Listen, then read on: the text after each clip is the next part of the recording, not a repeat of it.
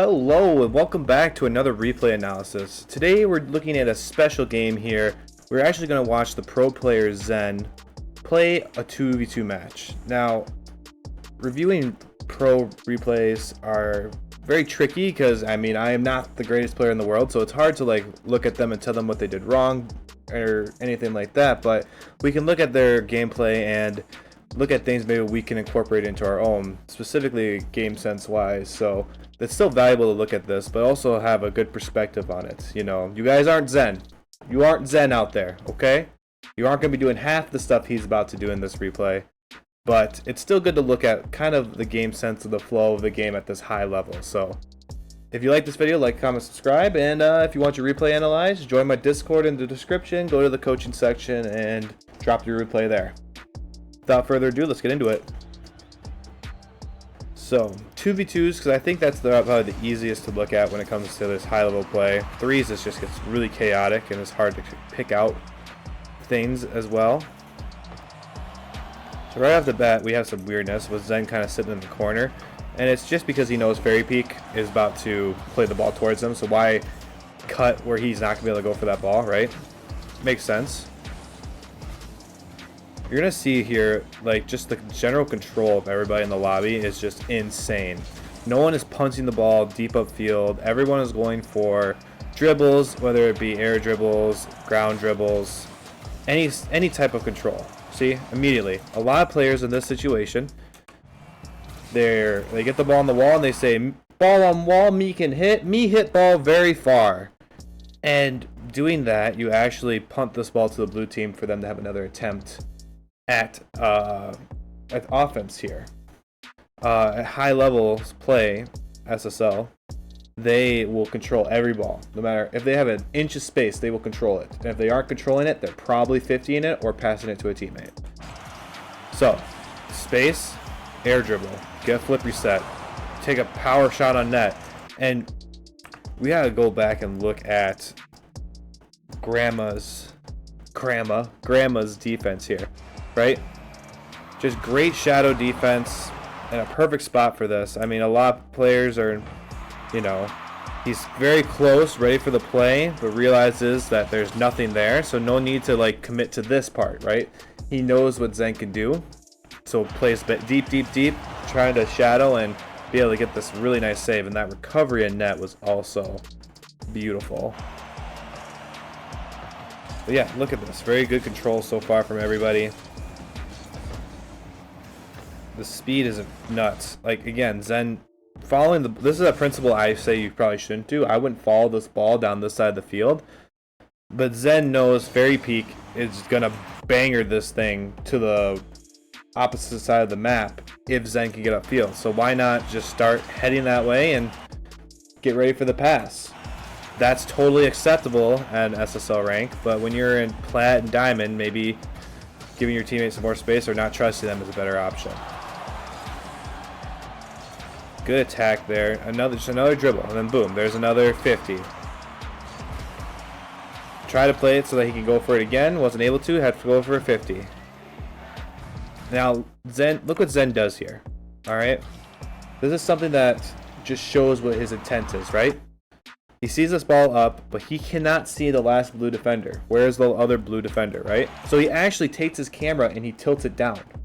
Peaks sees Riho here and says, okay, I have time, I could probably take a touch on this. That's something that shows that Zen isn't just looking for the ball and how fast can I get to the ball and ball chase and blah, blah, blah, right? Zen is looking at the opponents and his teammate and trying to make the best play off all the information on the field, not just one piece of the information. Just disgusting. Disgusting behavior. That is incredible that he had two people to commit to that and did not score. And then Fairy Peak able to clean up the scraps. Now this is what you want as the first man in twos, right? Make a fast play, gets a good 50, and now Fairy Peak is just clear to take control of this ball and get a little musty over the blue defenders. They're all out of sorts. They had a double commit to even save Zen's shot. So very, very good play and a good example of what you should be doing in your 2v2 matches. The big things so far have been control and then just trying to, you know, make a few players miss. Make it easy for your second man to go for things. Another thing right here. Now we have Fairy Peak being the first man. Zen's lurking midfield, trying to see when he's ready to go. This ball comes out of this corner, like straight out towards Zen, right? And Fairy Peak is on like the edge of the wall. So in Champ, when you have your teammate here, you're not quite sure if they're gonna go back up for this, if they're gonna try to rotate out or rotate out this way. You really don't know. But at SSL, everyone has this understanding of how rotations work. And Zen, coming into this play, is just gonna keep going because he knows Fairy Peak's gonna rotate out of here. And that's how it should be. That is the most clean way to handle this rotation. And they perform it perfectly. Fairy Peak gets out, Zen takes over.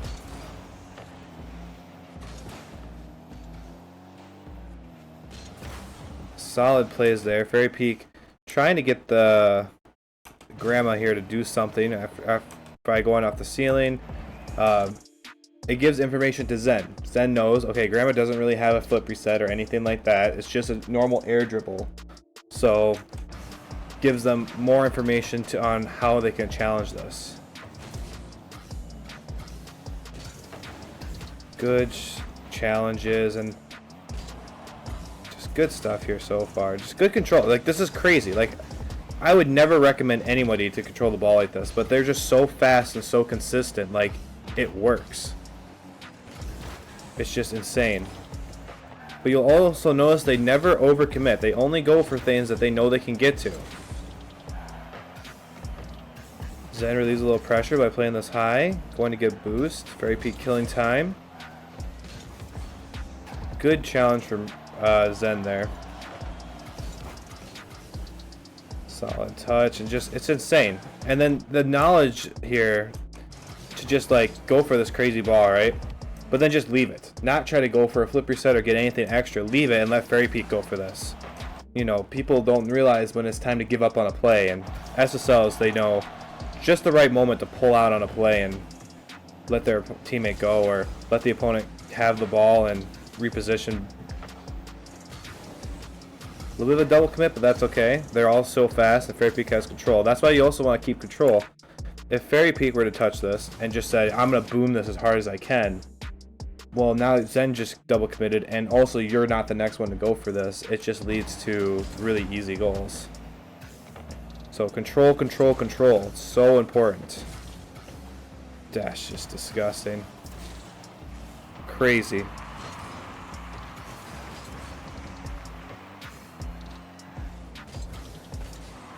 Great defense. Just the teamwork too. They just flow together so well.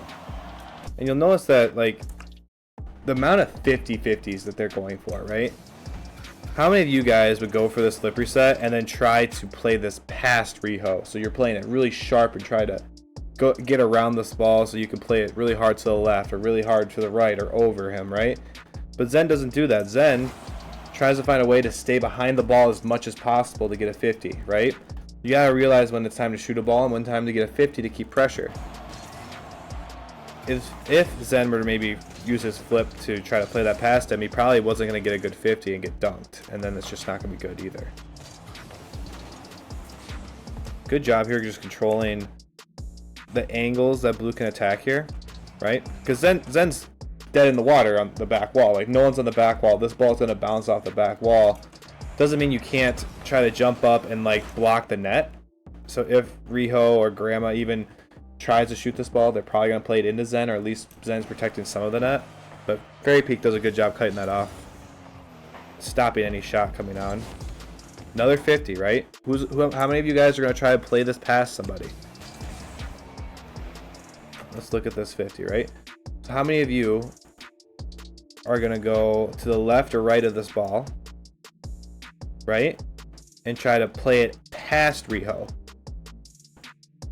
where Zen doesn't do any of that. Zen just goes straight for the ball, straight where the ball is going to be, and tries to 50 Riho to keep possession in the blue half.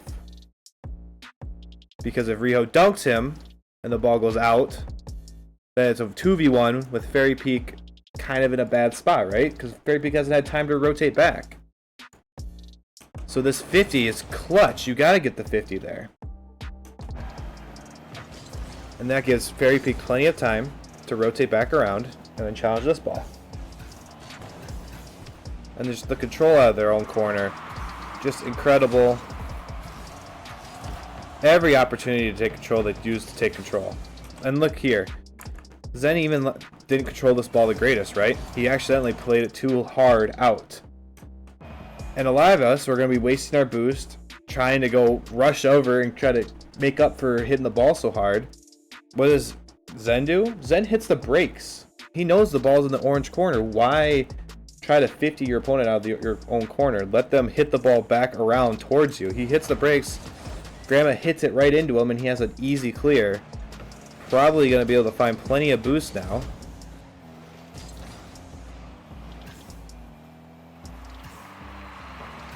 It's just being smart, realizing the situation. You know, again, Fairy Peak taking one touch to kind of get the ball going in a good direction, but bailing. That play was over for him. Time to get out of there. This play is over for Zen. Time to start rotating back. Not going to try and go for something silly. If you can facilitate letting your teammate go for things, you're going to be much better off. Everything's going to be much faster. Everything's going to be much smoother. You'll also have more boost because you're not wasting all your boost trying to make up and go for a lot of stuff that you probably weren't going to get anyways. And that's just nasty. Can we just talk about this? Stays up, low boost. Low boost. You can still go for things with low boost. And just double taps that top bends. Like, disgusting. So good. And then I love what blue team does here. Let's kind of walk this back. You're down 2-0 playing against Fairy Peak and Zen. Time to pull something crazy out the box, you know? Fake kickoff, tries to get the demo, and he does. He actually does get the demo on Fairy Peak, and then just a simple double tap into the net. That's a kickoff strategy I've been seeing become a little bit more common, and it's something you and your teammates should consider picking up. Even you and your buddy are playing together. You're down a goal with under 30 seconds left. Why not go for it? Especially if you get that kickoff. So, but that doesn't help them in the end. Zen and Fairy Peak are able to hold on with just solid defense. Now we have to talk about what we actually can learn from a replay like this, right? Obviously, I don't want the takeaway from this is I need to learn how to flip reset and air dribble so that I can control the ball better. Because you're never gonna improve actually doing that. But the takeaways you can get from this game are how well that Zen and Fairy Peak flow together. They were interchanging each other on offense and defense with a snap of the finger. Like, it was just so fast how quickly they would transition from one person going to the other, or how they'd pass it to each other, or things of that nature. Controlling the ball doesn't have to look like air dribbles and flip resets. It can look like just dribbling the ball on the ground. I recommend learning ground dribbles. I mean, that's gonna be the #1 scorer from like plat to champ. Probably even GC. You'll probably score so many points just off ground dribbling and then having power shots. And then also learning when to go for 50s more. 50s are pretty important, and if you can get really solid 50-50s, you're gonna be in a better spot than your opponent. So learning when to shoot or when to play past people, and learning when to just take the 50, because it's probably gonna end up being better for you, and how to take 50s appropriately. But yeah, that's how Zen plays right there. Incredible. If you liked the video, please like, comment, subscribe. I really appreciate everyone's support and help. It all means so much to me. And yeah, if you want your replay analyzed, join my Discord below, and then drop your replays in the coaching section. Thank you guys all so much, and I'll see you later. Bye.